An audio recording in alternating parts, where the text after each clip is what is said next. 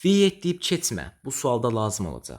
X kvadrat minus 7x plus k bərabər 0 tənliyinin köklərindən biri digərinin 3 qatıdır. K-nın qiymətini tapın. Əvvəlcə tənliyi yenidən yazaq. Tənliyimizin kökləri x1 və x2 olsun. Biri digərinin 3 qatıdır deyə x1 bərabərdir 3x2 deyək. Burada görürük ki, x kvadratın əmsalı 1-dir. Onda V7 teoremindən köklərin cəmi 7-yə bərabər olacaq. x1 plus x2 bərabərdir 7. x1-in əvəzinə 3x2 yazmaq olar. 3x2 üstəgəl x2 bərabərdir 4x2 bərabər 7. Buradan da x2 bərabərdir 7 böl 4. Və bilirik ki, köklər hasili burada k-ya bərabər olacaq. Onda x1 vurulsun x2 bərabər k. x1-in qiyməti 3x2 idi. 3x2 vurulsun x2 bərabər k.